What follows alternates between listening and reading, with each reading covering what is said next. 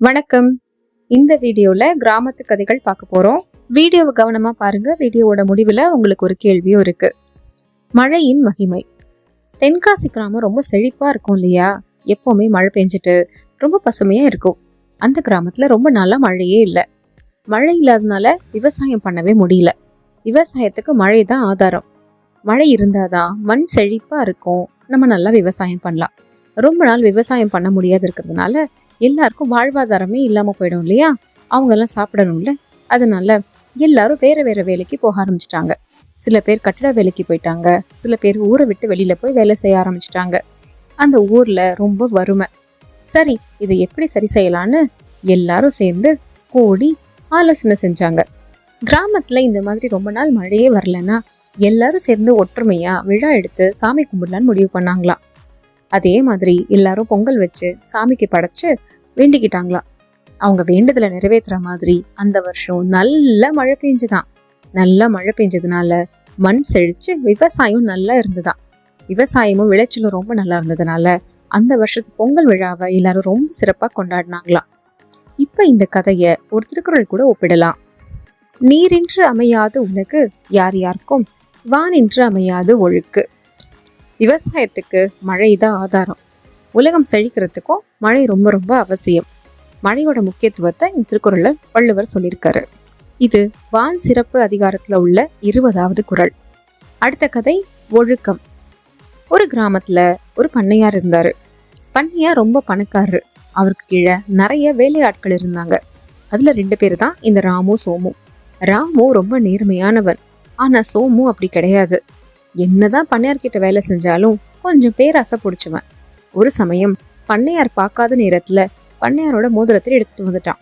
ஆனா அதை கவனிச்ச சோமு தன் நண்பனான ராமு கிட்ட, என்னதான் நீ இப்ப மோதிரத்தை எடுத்துட்டு வந்துட்டு இந்த சமயத்துக்கு உனக்கு லாபம் கிடைக்கும்னு நினைச்சாலும் பண்ணையார்கிட்ட நீ சேர்த்து வச்சிருக்கிற நல்ல பேர் எல்லாம் போயிரும். பண்ணையார் உன்னை வேலையை விட்டும் அனுப்பிச்சிருவாரு. இன்னைக்கு வர லாபத்துக்காக தீய ஒழுக்கத்தை நம்ம எப்பவுமே கடைபிடிக்க கூடாது. நல்ல ஒழுக்கம் தான் நம்மளை என்னைக்குமே காப்பாத்தும். பரவாயில்ல, நீ தப்பு செஞ்ச, இப்ப திருந்திடு.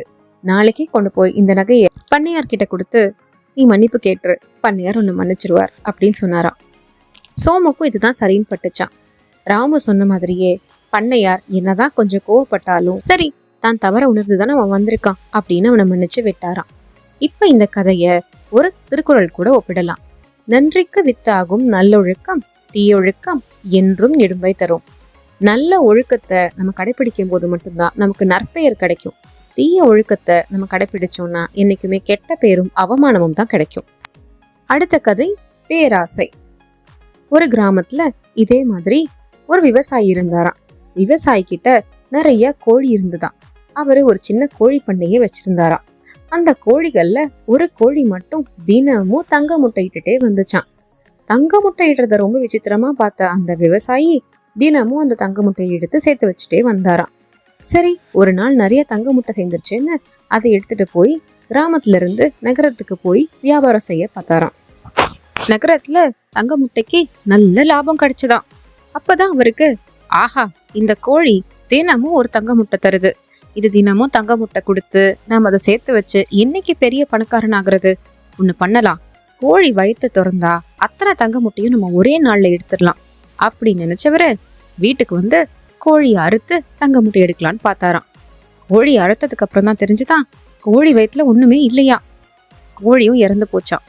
அடடா, தினமும் நமக்கு ஒரு தங்க முட்டையாவது கிடைச்சிட்டு இருந்ததே, அந்த கோழியை போய் இப்படி வயிற்று அறுத்து மொத்தமா கோழியவே இறக்க வச்சிட்டமே அப்படின்னு தான் பேராசையை நினைச்சு ரொம்ப வருந்தினாராம்.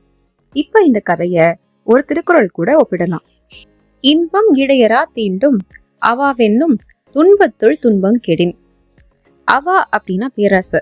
வாழ்க்கையில பேராசைங்கிறது நம்ம அளவுக்கு மீறி ஆசைப்படுறது.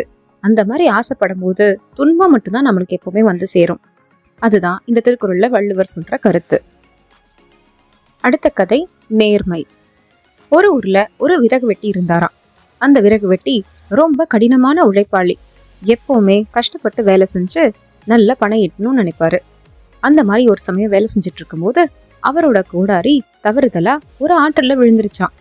தன்னோட ஒரே ஒரு கோடாரி ஆற்றுல விழுந்துருச்சேன்னு வருந்தின அந்த விறகு வெட்டி ஒரு தேவதையை நோக்கி பிரார்த்தனை பண்ணாராம். தேவதை அவர் முன்னாடி வந்து விறகு வெட்டி என்னாச்சு அப்படின்னு கேட்டாங்களாம். தேவதையே, என்னோட கோடாரி தண்ணியில விழுந்துருச்சு, நீங்க அதை கொஞ்சம் மீட்டு தர முடியுமா அப்படின்னு கேட்டாராம். உடனே தேவதை ஒரு தங்க கோடாரியை கொண்டு வந்து, இந்த கோடாரி உங்களுதா அப்படின்னு கேட்டுதான். இல்ல தேவதையே, இது என்னோட கோடாரி கிடையாது அப்படின்னு சொன்னாராம் விறகு வெட்டி. சரி அப்படின்னு சொல்லிட்டு தேவதை மறுபடியும் தோன்றி ஒரு வெள்ளி கோடாரி எடுத்துட்டு வந்து, இது உங்களோட தான் பாருங்க அப்படின்னு சொல்லிச்சான். இல்ல தேவதையே, இதுவும் என்னோடது இல்ல அப்படின்னு சொன்னாரா விறகு வெட்டி. கடைசியா அவரோட அந்த இரும்பு கோடாரியவே கொண்டு வந்து காமிச்சு, இதுதான் உங்க கோடாரியான்னு பாருங்க அப்படின்னு சொன்னதான் தேவதை. ஆமாம், இதுதான் என் கோடாரி அப்படின்னு சொல்லி உண்மையை சொல்லிட்டு அந்த கோடாரியை வாங்கிக்கிட்டாராம். தேவதை, இது உங்க கோடாரின்னு எனக்கு முன்னாடியே தெரியும், நீங்க என்ன சொல்றீங்கன்னு பார்க்கலாம் தான் நான் இதை செஞ்சேன். ஆனா ரொம்ப நேர்மையா தங்கத்துக்கும் வெள்ளிக்கும் ஆசைப்படாம உங்க கோடாரி தான் வேணும்னு நீங்க சொன்னதுனால உங்க நேர்மையை பாராட்டி இந்த 3 கோடாரியுமே உங்களுக்கு பரிசா தரேன். நீங்க நல்லா உழைப்பாளி, இந்த 3ஐயும் வச்சு நல்லா வேலை செஞ்சு பழிச்சுக்கோங்க அப்படின்னு சொன்னாங்களாம். இப்ப இந்த கதைய ஒரு திருக்குறள் கூட ஒப்பிடலாம். நன்றே தரினும் நடுகவிந்தாம் ஆக்கத்தை அன்றே ஒழிய விடல். நமக்கு நல்லதே வருது அப்படின்னாலும் நேர்மை இல்லாத ஒரு செயலை நம்ம செய்யவே கூடாது. நேர்மையா நம்ம தகுதிக்கு என்ன இருக்கோ அதை அக்செப்ட் பண்ணிட்டு இருந்தோம் அப்படின்னா நமக்கு நல்லது மட்டும்தான் வரும். அடுத்த கதை அடக்கம். ஒரு கிராமத்துல கழுதையும் வெள்ளாடும் நல்ல நண்பர்களா இருந்தாங்களாம். கழுதைக்கு ரொம்ப பசிச்சதான். கழுதையும் வெள்ளாடும் சேர்ந்து காடு மேடெல்லாம் சுற்றி திரிஞ்சாங்களாம். ஆனா அவங்களுக்கு போதிய உணவு கிடைக்கவே இல்லையா. அந்த பூமி வறண்டு போயிருந்ததுனால உணவு கிடைக்காம ரொம்ப கஷ்டப்பட்டாங்களாம். அப்போ இந்த கழுதை, என்னதான் பண்றது நண்பனே அப்படின்னு வெள்ளாட பார்த்து கேட்டுச்சான். எனக்கு தெரிஞ்ச வயல்வெளி ஒண்ணு இருக்கு, இரவு நேரத்துல போய் நம்ம அந்த வயல்வெளியில உணவு சாப்பிட்டு வந்துடலாம், உனக்கு சரிதானே அப்படின்னு கேட்டுச்சான். சரி சரி போயிட்டு வரலாம் அப்படின்னு சொல்லி கழுதையும் முடிவு செஞ்சதான். கழுதையும் வெள்ளாடும் இரவு நேரத்துல அந்த வயல்வெளியில போய் நல்லா சாப்பிட்டாங்களாம். அவங்களுக்கு வயிறு நிரம்பி ரொம்ப சந்தோஷமாயிட்டாங்களாம். வா வா போயிடலாம் அப்படின்னு வெள்ளாட சொல்லிச்சான். ஆனா கழுதையோ வயிறு நிரம்பின சந்தோஷத்துல குதிச்சு துள்ளி ஆட்டம் போட்டு அப்படியே கத்தி கத்தி கூப்பாடு போட்டாச்சா. அப்ப வெள்ளாடு, ஏ கழுதையே, இப்படி கத்துற, யாராவது வந்துட்டாங்கன்னா நமக்கு ஆபத்தா போயிடாதா, கத்தக்கூடாது, அமைதியா இரு அப்படின்னு சொல்லிட்டு இருந்த நேரத்துல கரெக்டா அந்த வயலுக்கு சொந்தக்காரரான அந்த விவசாயி வந்தாராம்.